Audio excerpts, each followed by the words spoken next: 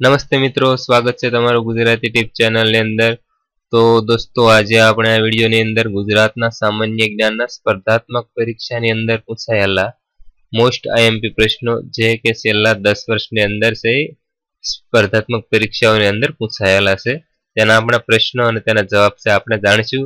તો નવા મિત્રોને ખાસ જણાવવાનું કે તમે અમારી ચેનલને હજુ સુધી સબસ્ક્રાઇબ ન કરી હોય તો જરૂરથી સબસ્ક્રાઇબ કરી સાથેનું બેલ આઇકન છે જરૂર દબાવો કે જેથી કરીને અમે નવા વિડીયો અપલોડ કરવી કે તરત જ તમને નોટિફિકેશન દ્વારા છે માહિતી મળી રહે।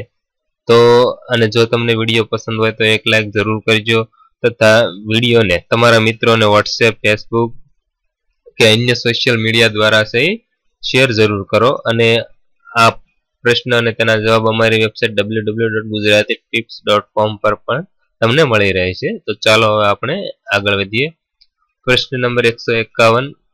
તો ખાસ જણાવી દઉં કે આ સિરીઝની અંદર આપણે ભાગ 4 ની અંદર પ્રશ્ન 151 થી આગળના પ્રશ્નો અને તેના જવાબ છે આપણે જાણીશું। તો પ્રશ્ન 151 ગુજરાત સરકારના સ્વાવલંબી અભિયાન અંતર્ગત ગોદામ બનાવવાની યોજનામાં લાભાર્થીને પ્રોજેક્ટ પૂર્ણ કરવાની મર્યાદા કેટલી નક્કી કરવામાં આવે છે?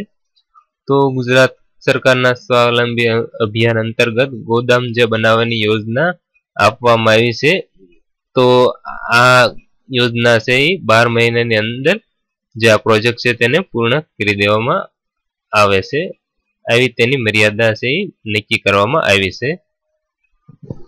પ્રશ્ન નંબર 152 ગુજરાતના પૂર્વ નાણામંત્રી વજુભાઈ વાળા કયા રાજ્યના રાજ્યપાલ બન્યા હતા? તો ગુજરાતના પૂર્વ નાણામંત્રી વજુભાઈ વાળા છે કર્ણાટકના રાજ્યપાલ બન્યા હતા। પ્રશ્ન નંબર 153 દત્તોપંત ઠેગડી કારીગરી વ્યાજ સહાય યોજના દ્વારા કોને લાભ આપવામાં આવે છે? તો દત્તોપંત ઠેગડી કારીગર વ્યાજ સહાય યોજના દ્વારા હસ્તકળાના જે જાણકાર વ્યક્તિઓ છે તેને આ યોજનાના છે લાભ આપવામાં આવે છે। प्रश्न नंबर 154 खुशबू गुजरात की प्रसार कैंपेन द्वारा कया उद्योग ने प्रोत्साहन मिल्યું છે? तो अमिताभ बच्चन ની જે એડવર્ટાઇઝ આવે છે खुशबू गुजरात की ई प्रसार कैंपेन द्वारा प्रवासन उद्योग ने से फायदो से મળ્યો છે, પ્રોત્સાહન મળ્યું છે। प्रश्न नंबर 155 विकास पत्रों અને ₹2000 ની સહાય કઈ યોજના હેઠળ આપવામાં આવે છે? તો વિકાસ પત્રો અને ₹2000 ની સહાય છે કુંવરબાઈનું મામેરું છે યોજના છે તેની અંતર્ગત છે આપવામાં આવે છે।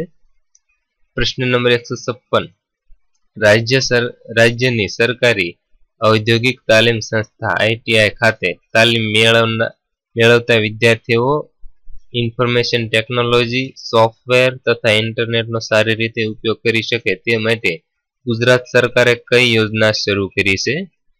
તો રાજ્યની સરકારી ઔદ્યોગિક તાલીમ સંસ્થા આઈટીઆઈ ખાતે તાલીમ મેળવતા વિદ્યાર્થીઓ ઇન્ફોર્મેશન ટેકનોલોજી, સોફ્ટવેર તથા ઇન્ટરનેટનો સારી રીતે ઉપયોગ કરી શકે તે માટે ગુજરાત સરકારે છે મફત ટેબ્લેટ સહાય યોજના છે તેની શરૂઆત કરી છે। प्रश्न नंबर 157 સુરસિંહજી તખ્તસિંહ ગોહિલનું ઉપનામ શું છે? તો સુરસિંહજી તખ્તસિંહજી ગોહિલનું ઉપનામ કલાપી છે। પ્રશ્ન નંબર 158 રાજ્યમાં આદિજાતિ વિસ્તારમાં પાયાની ખૂટતી સુવિધાઓ પૂરી પાડવા કઈ યોજના અમલમાં મૂકી છે? તો રાજ્યના જે આદિજાતિ વિસ્તાર છે તેની અંદર પાયાની ખૂટતી સુવિધાઓ પૂરી પાડવા માટે વનબંધુ યોજના છે શરૂ કરવામાં આવી છે। પ્રશ્ન નંબર 159 સરદાર પટેલના સ્ટેચ્યુ ઓફ યુનિટીની ઊંચાઈ કેટલી રાખેલ છે? તો સરદાર પટેલના સ્ટેચ્યુ ઓફ યુનિટીની ઊંચાઈ 182 મીટર રાખવામાં આવી છે। પ્રશ્ન નંબર 160 ગુજરાત રાજ્યનું પ્રથમ પાટનગર કયું હતું? તો ગુજરાત રાજ્યનું સૌપ્રથમ પાટનગર છે અમદાવાદ હતું। પ્રશ્ન નંબર 161 બાળકને મફત અને ફરજિયાત શિક્ષણનો અધિકાર અધિનિયમ ગુજરાતમાં ક્યારથી અમલી બન્યો હતો? તો બાળકોને મફત અને ફરજિયાત શિક્ષણ અધિકાર અધિનિયમ ગુજરાતમાં 1 એપ્રિલ 2010 થી અમલી બન્યો હતો. પ્રશ્ન નંબર 162 મન બુદ્ધિના અને શારીરિક ખોટખાપણ ધરાવતા યુવક યુવતીઓની સુષુપ્ત શક્તિઓ વિકસાવવાની રાજ્ય સરકારની યોજના કઈ છે? તો જે મંદ બુદ્ધિના અને શારીરિક ખોટખાપણ ધરાવતા યુવતી યુવકોની જે સુષુપ્ત શક્તિઓ વિકસાવવાની જે રાજ્ય સરકારે યોજના બહાર પાડી છે તેનું નામ છે ઉમંગ. પ્રશ્ન નંબર 163 પાકિસ્તાન સરકારનો નિશાને પાકિસ્તાન એવોર્ડ કયા ગુજરાતીને આપવામાં આવ્યો છે? તો પાકિસ્તાનનો જે નિશાને પાકિસ્તાન એવોર્ડ છે એ ગુજરાતના મોરારજી દેસાઈને આપવામાં આવ્યો હતો. પ્રશ્ન નંબર 164 વિદ્યા સાધના યોજના કઈ બાબત સાથે સંકળાયેલી છે? તો વિદ્યા સાધના જે યોજના છે એ શિક્ષણ સાથે સંકળાયેલી છે. પ્રશ્ન નંબર 165 ગુજરાતમાં આવેલ વીરપુરમાં કોનું મંદિર આવેલું છે? તો ગુજરાતની અંદર આવેલું જે વીરપુર છે ત્યાં જલારામ બાપાનું મંદિર છે એ આવેલું છે. પ્રશ્ન નંબર 167 આરટીઈ 2009 મુજબ ધોરણ 1 થી 5 સુધીના 60 બાળકો માટે શાળામાં કેટલા શિક્ષકો હોવા ફરજિયાત છે? તો આરટીઈ 2009 મુજબ ધોરણ 1 થી 5 સુધી 60 બાળકો માટે ફરજિયાત 2 શિક્ષકો હોવા જરૂરી છે. પ્રશ્ન નંબર 167 કુટુંબના મુખ્ય કમાઉ વ્યક્તિના અવસાન વખતે આપવામાં આવતી નાણાકીય સહાયને શું કહેવામાં આવે છે?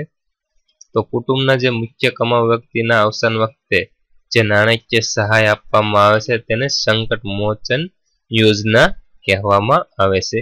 તો દોસ્તો આ હતા ગુજરાતના સામાન્ય જ્ઞાન સ્પર્ધાત્મક પરીક્ષાની અંદર પૂછાયેલા પ્રશ્નો અને તેના જવાબને આપણે અંદર ભાગ 1 થી 4 જોયા.